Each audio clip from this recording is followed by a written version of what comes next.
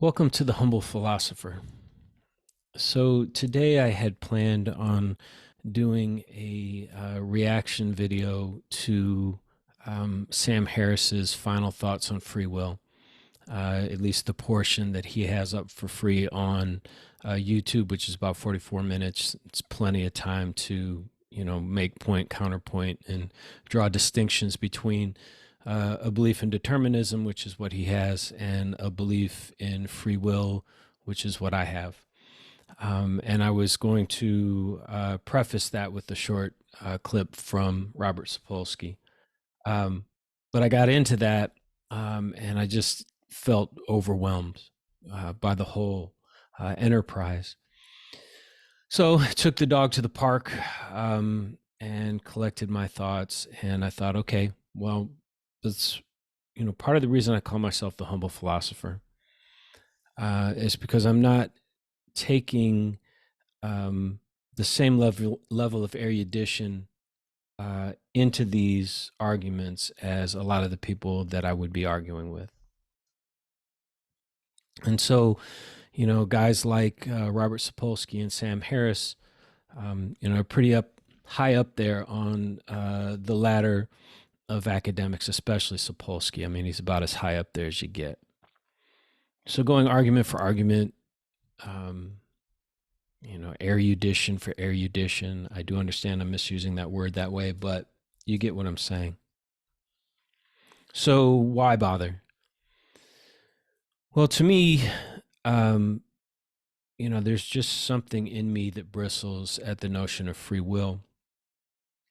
And, if I were to concede the academic territory to Sam Harris and Robert Sapolsky, what I would ask for in return is that they cede to me the imaginative territory, because they're both making strictly determinist arguments. Just for illustrative purposes, going to share my screen. So this is Robert Sapolsky, and what he's saying here is that he's a part of the lunatic fringe that doesn't believe in any free will whatsoever. And this is Sam Harris's Making Sense podcast, his final thoughts on free will. And he says very clearly that everything is a domino chain, and that if you were to look back on your life and say, oh, I could have done this or I could have done that, you couldn't have done anything any more than you can change, what somebody's going to say in a pre-recorded interview. Right? No more listening to Sam Harris live when he gives this podcast is the exact same as listening to the recorded podcast. The words are going to come as the words are going to come, and no differently, and there's no room for any variance.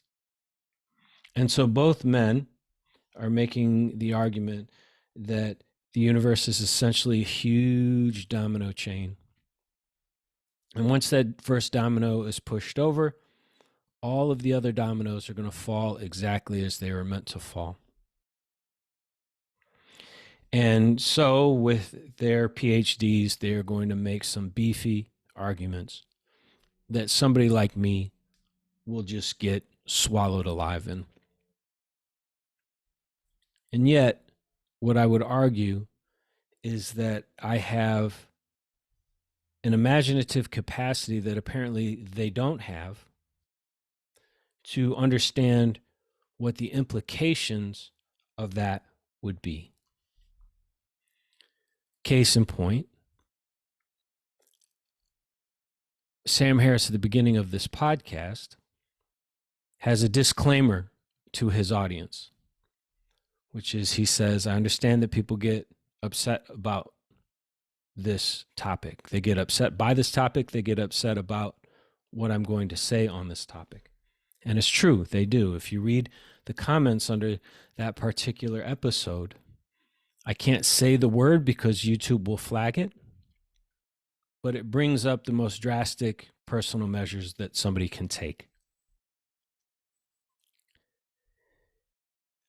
And so Sam Harris is aware of that. And so he puts a disclaimer at the beginning and he says, you need to be the judge of whether or not you're ready to hear my thoughts on free will, which is literally, you need to be the judge of whether or not you're ready to hear the fact that you're not a judge.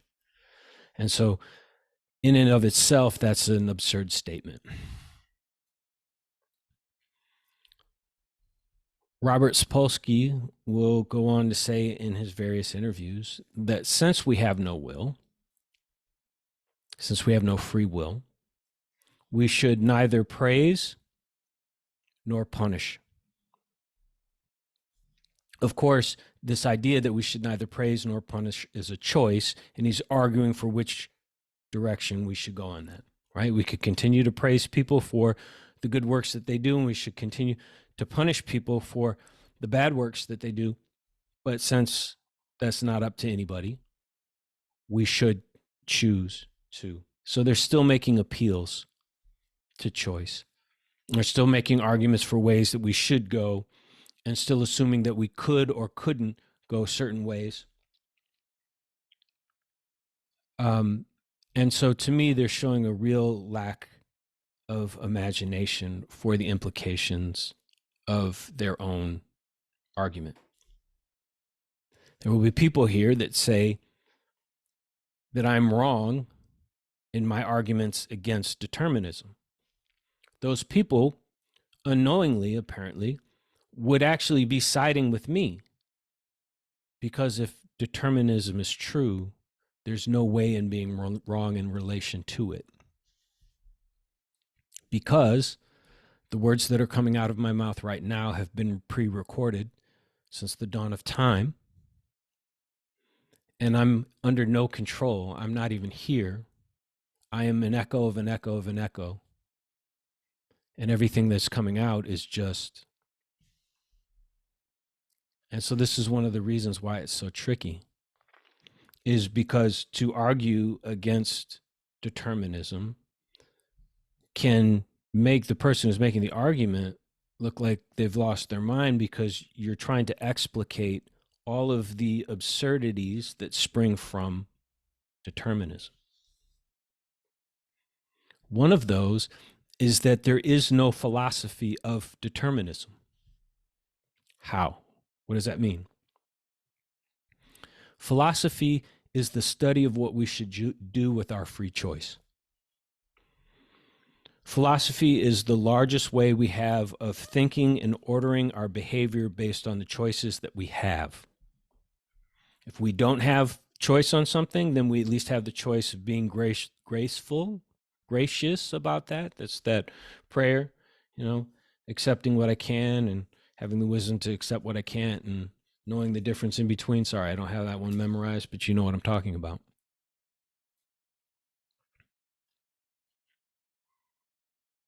But if the universe is determined, as Sam Harris and Robert Sapolsky are clearly saying, then everything is following lockstep, and there's no way of being right or wrong in relation to it. And so there's no choice to be had. And since there's no choice to be had, there is no philosophy. There isn't a philosophy of being a determinist. There's only a scientific finding that there is no free will, which negates all of philosophy. But people will still philosophize, and Robert Sapolsky will make arguments, and Sam Harris will make arguments, and never apparently understand, lacking the imagination to get the true implications of what they're talking about. So why am I still here? Well, maybe I have no choice. Maybe this moment was pre-recorded at the beginning of time, and it's just the conservation of momentum moving through particles. Or I have freedom of choice, and I get that at a gut level, and their arguments offend my sensibilities, and I feel that they will have dangerous implications for society, such as Robert Sapolsky's claim that we should neither praise high achievers nor punish or at least make feel guilty wrongdoers. I live in California and I feel like we're already doing that partially. We've decriminalized everything we can decriminalize. And instead of getting less of that, we are getting more of that. So Sapolsky's making this weird logical error that if Kurt Gödel were still alive, he could probably formalize it and then everybody would see it in numbers and nobody could deny it. Where he's negating the thing that he's making the appeal to. And so he's negating choice, but then he's at the highest level then offering a choice of all of our brains together, which is that since we have no choice, we should choose to treat people who do well and do wrong the same.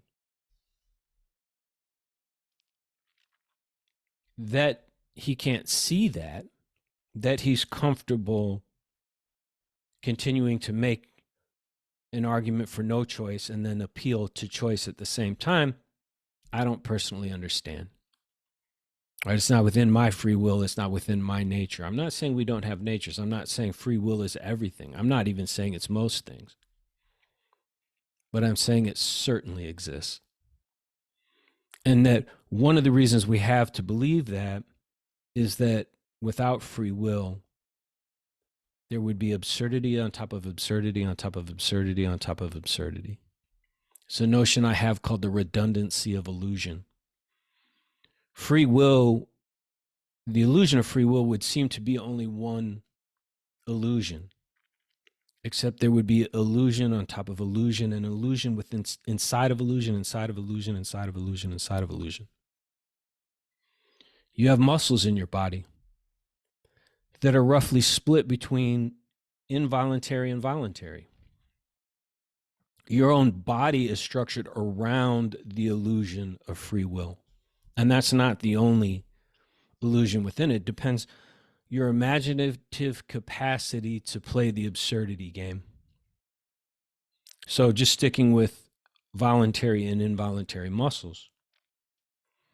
Think how arduous your life would be if you had to think about making your heart beat. But the thing that was able to make your heart has also taken that burden away from you and has made the beating of your heart involuntary. Now think about how awful your life would be if the muscles in your body, which are voluntary, and this means free will. It's the whole point of life. Anything that's alive has some capacity to free will. That's what makes it alive. And this is written into our bodies. So your thigh muscles, your bicep, your tricep, these large voluntary muscles that bodybuilders choose to build in the gym. If those suddenly became non-voluntary muscles, your life would be hell. There is a condition for this. This is Huntington's syndrome, Huntington's disease, where people's what used to be their voluntary muscle movements become spastic that they have no control over. And it's one of the most horrible ways you can die. And so right there, you have a solid redundancy of illusion. Your own body is telling you that you have free will, right? And then some things are outside of that free will. But it could go even further if you have the imaginative capacity for that. What's the purpose of your heart? It's to circulate your blood. But your blood was going to get to wherever it was going to get to based on the pre-recording from the dawn of history. So your heart doesn't really circulate your blood. You see how absurd that is? I mean, you see how you could play that game all the way down? That's why I had to stop this the first time I sat down to it, because it's like,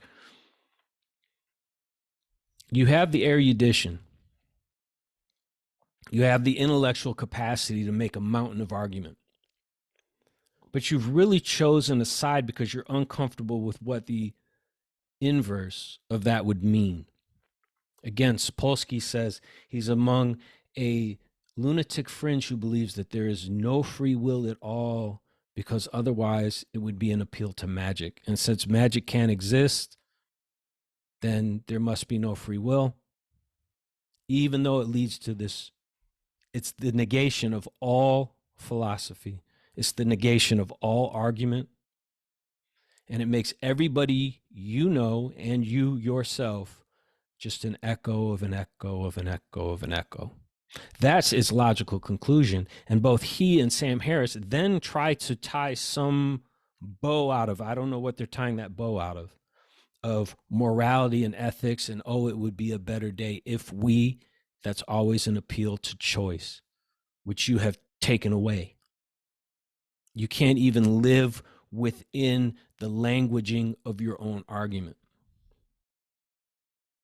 Okay. So that's redundancy of illusion. If you started looking for it, you would find it everywhere. I said this in another video, but just think of the period, right? The period is an appeal to your freedom of choice. It's telling you to stop at the end of a sentence. It's telling you to put a pause there. But you're free to choose to obey it or not. Where did the period come from? Of what use is a period if you're either going to stop or not stop? If you start looking all around you, what you will see are individual instantiations of the illusion of free will, all of which, if there is no free will, aren't of one piece. They are individual phenomenon that would have to have been coded in the original explosion of the Big Bang or whatever birthed the universe, whatever the first domino was. And so each illusion of free will would have to have its own physical explanation. So that's redundancy of illusion. I also have a thought experiment I called the locked in thought experiment. And there is really a syndrome that exists when people have severe head injuries, aneurysms, that sort of thing. You can get a locked in syndrome and you're literally paralyzed in your body, except you're able to blink your eyes and move your eyeballs vertically. Imagine a level of paralysis just a little bit beyond that, where there is no movement of the eyelids and there is no movement of the eyeballs, but a person still exists in one's body. They have no way to communicate. They have no access to language. Now, if you give them just the power over their eyelids, all of a sudden they can communicate. There's a book and a film that was made on it called The Diving Bell and the Butterfly. And it's about a man who had a brain aneurysm and was locked in, except he could blink his eyes. And through blinking his eyes and working with his nurses and therapists, he was able to create an entire language and write his memoir, which is the book in which the movie was based on. So now think about that. You have no voluntary muscle movement. You have no language. You have the slightest iota of voluntary muscle movement. And that's what nature would want you to believe is your free will. That's the idea that it's structured on. And so now you're able just to blink your eyes, which has no inherent meaning in and of itself. But that allows you to birth information into the universe, and all language can flow. You just need to be able to make that signal of intention against the background of unintention, not inattention, unintention. And then you can communicate, right? What's black ink? What are words on paper, right? It's black ink, but against what? Against a white background that does not change, that has no freedom. It's the freedom of the ink changing against that background of no freedom that births language. All right. So what? Somebody can be paralyzed in their body and not move and not be able to make their thoughts known. You give them a little bit of movement and now they can make their thoughts known. Big deal. Okay. Even determinists like Sam Harris and Robert Sapolsky will accept that consciousness exists. But if they don't give that consciousness one iota of free will, that consciousness is locked in. They're saying that the universe is conscious, but it has no free will. That means that the entire universe is locked in. Where then does language come from? And again, the only answer to that is the absurd notion that it's somehow pre-recorded in the initial explosion at the beginning of all things. That's how absurd their argument is. Another thought experiment. All they're really saying is that when they look out at matter, they see no free will. And since we're made of matter, we can't be capable of anything that that matter itself is not capable of, except, all right, imagine you've got a raft. You pull up next to a lazy river, and downstream, it doesn't matter, 100 yards, 200 yards, 1,000 yards. That lazy stream splits into two different streams. You put that raft in the middle of the water. You go back on the shore. The raft is slowly floating down. You take a picture of that raft. And then you go down and you collect it. It either went left or it went right. You take a picture of it, and then you go get it.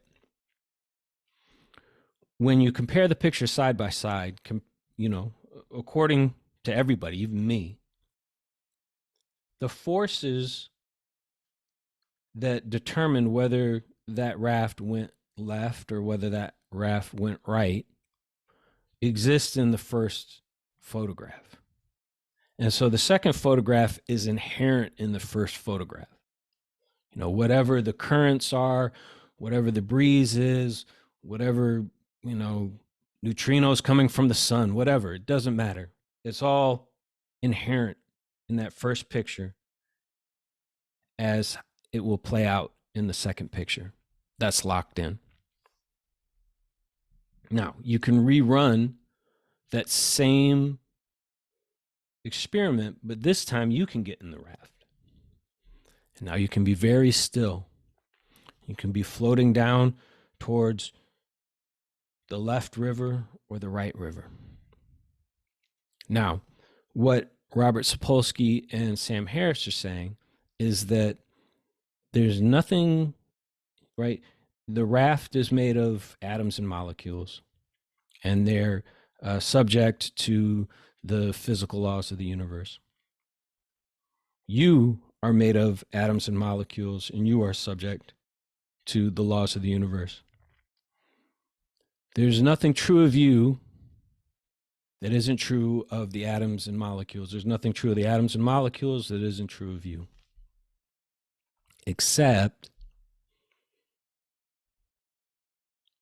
when you're in that raft, you have the awareness of left and right. Right? The whole determinist paradigm rests on this idea that nothing can be true of you that's not true of the things of which you are made. But you're aware of left and you're aware of right, and you can bind them together into one experience. I may go left, I may go right. And nothing of which you are made, insofar as we know, has that capability. And so right there, you've proven to yourself that there are things that are true of you that are not true of the things of which you are made. And if the awareness of left and right is a capability of the things of which you were made, then we're living in a radically different universe than the one Sapolsky and Harris would have you believe you live in. Okay? So that's why I do this. No, I can't take my erudition up against Harris and definitely not up against Sapolsky. But maybe I have a better imaginative capacity than they do. But because I can see all the absurdities that flow from their argument.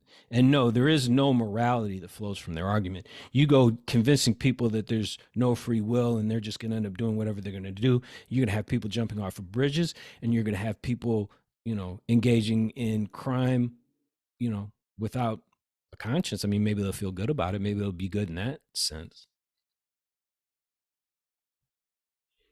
But they don't apparently have the imaginative capacity to see all the absurdities that flow from that, nor the ability then to live in congruence with their own claims, such as they stop using language that relies on the notion of free will, which is essentially all of language.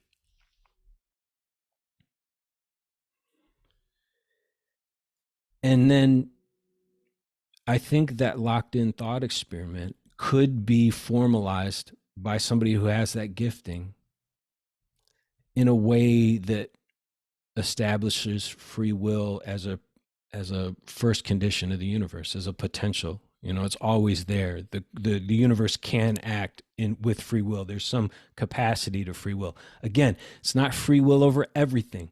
It's not omnipotence for sure, and it's not omniscience either. That's one of the big fallacies that Sam Harris commits. You made that decision, but how did you know you made that decision? He says, close your eyes and think of a movie. I thought of Rocky 2. Well, you didn't know all these others that you didn't choose. Why didn't you choose? That's an argument. That's an appeal to omniscience. That's an argument from omniscience. You're saying because I'm not omniscient, I don't have free will. No, all I have to have is free will over my eyelids, and I can speak. I can bring language into being. I can bring information against the background of no will, and I can be heard and understood. And so I think that locked in thought experiment really holds, right? Because what they're arguing is that the universe is conscious because it's conscious because I'm conscious and you're conscious. Everybody's admitting consciousness, but not everybody's admitting free will. And if there's no free will, then the universe is locked in. If the universe is locked in, how does it communicate? From whence does language come? And again, it would just be one of those absurd arguments. We're just going to make this absurdity that it was pre-recorded at the beginning of time, which then what's that thing then? At the beginning of time, we have language. And then there's this thing that can be true of you that we don't believe can be true of any of your constituent pieces, which is that you can have an awareness of left and right. Your awareness of choice is the guarantee of free will. Again, how absurd is that you look around and you see choices everywhere, but you've never chosen? But the fact that you see those choices means there's something true of you that's not true of the things of which you were made. And if those things are true of the things of which you were made, then we, yes, live in a radically different universe than Harris or Sapolsky are talking about.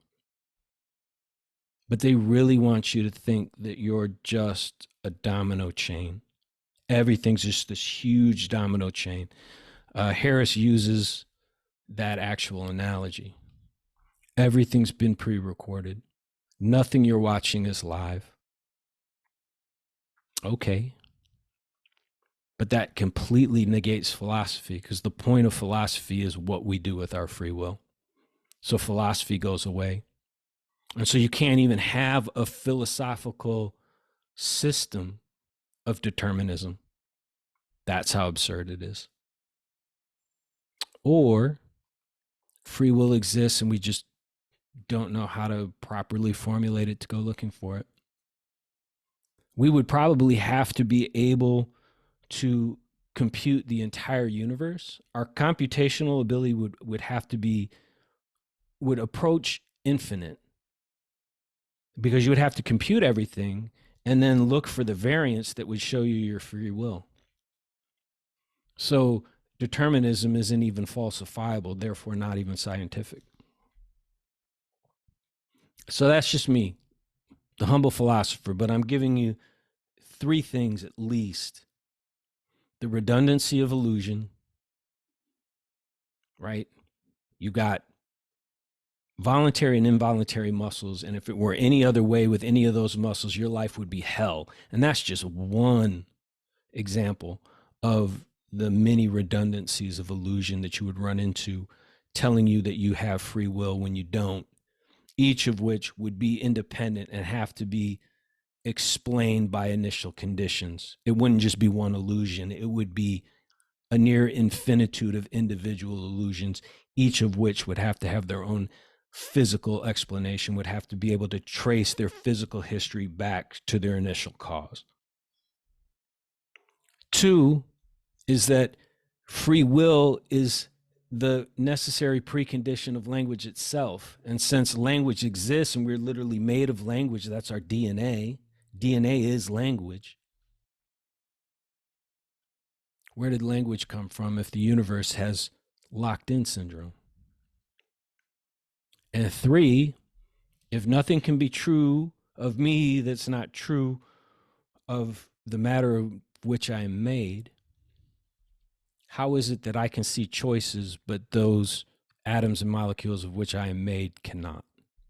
So I'm already showing you, we can all show ourselves that something is true of us that's not true of that which composes our physical bodies. So who knows? Maybe there are other dimensions, right? Maybe there are higher orders to this. Maybe when we look out there, we'll never find it.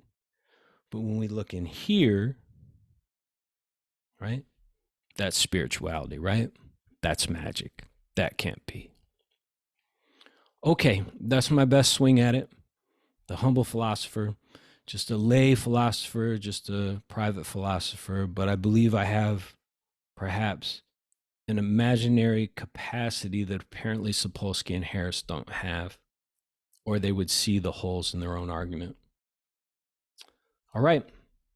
Thanks for clicking on this video.